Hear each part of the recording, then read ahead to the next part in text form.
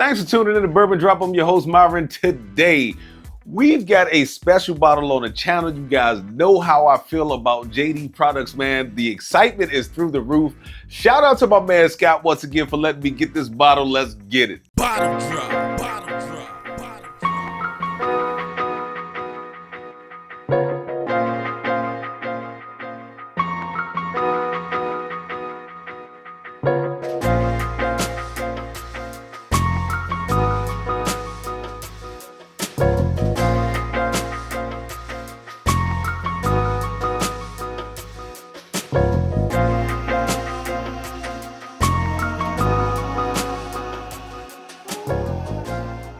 Look, shout out to my man Scott, man. He invited me over. I met him, his lovely wife, and his son. You know, they treated me very well, fed a brother, gave a brother a couple bottles to review, so I really appreciate it. Thank you once again, Scott.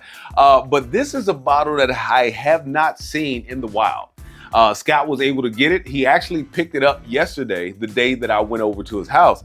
But he was able to get it, lucky enough to get his hands on it. I have not seen these at all. Now, this thing only comes in at 100 proof. This is the new single barrel heritage toasted barrel. Now, it says that it is a modern interpretation of our earliest barrel making process featuring handcrafted, heavily toasted, and low charred barrels. Heavily crafted, what is it? Heavily charred, heavily toasted, and low char barrels. That kind of, I don't know. Like, give me a little more information. I don't know. Tell me the process. Like, I guess they are, but I'm just asking. Give me more of a rundown. Like, put it in baby steps for me. Like, do you do like a heavy like laser toast? And then you barrel it, and then you put it in a lightly charred barrel? Or do you blend some barrels that were lightly charred and some barrels that were heavily toasted? Like, I don't know. Give me a little more insight into what you do. But once again, you guys know I'm a JD fan, so I'm not knocking him for that. Let's get into the nose.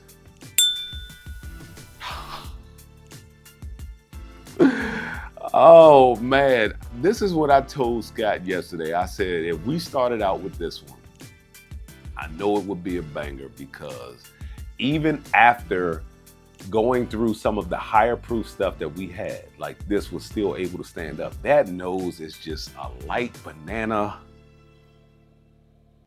There's a little bit of like a light cherry berry note, touch of ethanol,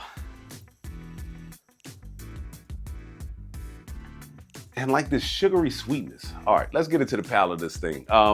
You know, we like I told you guys on another video, if that video is out already, we were tasting through a lot of bottles, and we had like these little small cups, and we were getting like a thimble full, like just trying to taste them just to get the whistle wet. So let's get into the palate.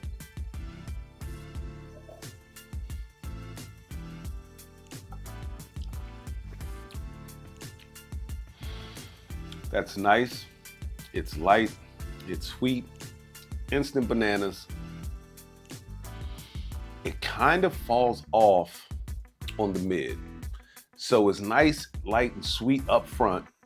Everything is up front. And I got to give a shout out to Scott's wife, because she even said that she felt like everything was up front. I think she said she felt like the finish was up front.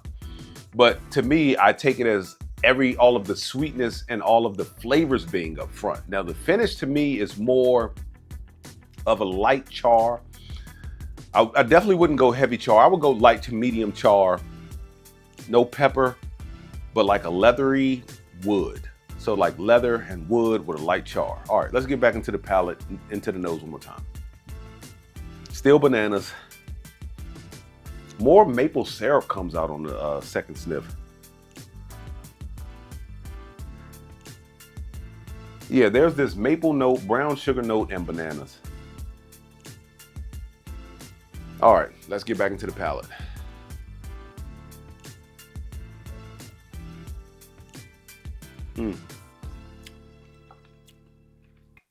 A little bit of that banana note kind of transferred over to the palate, picking up a little citrus now. It's nice. It's light on the palate. It's sweet, almost sweet like sugar water. So it's like It's got this light sweetness. It's very nice and light with a light sweetness. Some of that banana note finally like transferred over to the palate, but then on the mid, it kind of drops off, then it goes into the finish. And you just get like this light char. Now I'm starting to pick up a little bit of like, maybe some concentrated citrus notes on the palate, on the finish. That leather's still there and that wood's still there. And that's pretty much it. So, let's get into whether or not, well, breakdown. So we're gonna get into whether or not this thing is worth the chase. Look guys, don't forget, like, comment, subscribe. The algorithm always isn't so kind to me. So if you haven't seen a video from me in a while, it is not because I am not putting them out. It is because the algorithm just isn't pushing them your way. So about every 3 to 4 days is when I drop a new video. Every once in a while, it may be a little longer than that, depending on what I got going on in my life. But I would say go into your search bar, type in Bourbon Drop, and then go into my videos, and then you'll see what I've recently put out. Is it worth the chase? I like it a lot. It's 100 proof. It's very nice. It's very light on the palate. From what I was told, or from what I heard, these are supposed to be a shelf product at some point in time. So this will be a 100 proof. I see, that's the thing about it. Like, can I call it double barreled? I mean, it's a heritage barrel. It's 7 years old, but it's 100 proof. But you've got, what is it? Heavy toast and light char. Maybe I should have did some more homework. But at this point, is it worth the chase? Oh man, I don't know if I necessarily chase it. I'm glad that I've had it. It's very nice. It's very light. It's sweet on the palate. It's got a light sweetness, but to me, it doesn't last past the mid. Like, the mid drops off and then you get the finish. Is it worth retail? $69.99 is what it retails for the Virginia ABC. I believe Scott paid the same thing. I am going to say that it is worth retail. I am a huge fan of Jack products. I know everything is going up. Would I like to see it at $59.99? Yes. But would I pay $69.99 for it? Yes. So that's what I'm saying. Like, it is worth what they're asking for. I would love to see it at 60 bucks, but 70 bucks, yeah, I'd pay that for it. Who is it for? At 100 proof, I would give this to an intermediate bourbon drinker. I would not give this to a beginner bourbon drinker. You know, sometimes us experienced bourbon drinkers, when we get to that 100 proof mark and it drinks easy, we think we could just give it to a new bourbon drinker. That's not always the case. It will still burn their face off. It drinks nice, it drinks light. It does fall off on the mid, but it's got a little bit of, like I said, that char on the finish. It's got that leather on the finish, that oak on the finish. A new bourbon drinker might not necessarily be prepared for that. It is very nice and light and sweet up front, but I think I will stick to intermediate to experienced bourbon drinkers. Will it always be on the bar? I do like it enough that once these start to become more readily available at 70 bucks, I'll have one on the bar. Will I keep running back and forth to the store to get another bottle?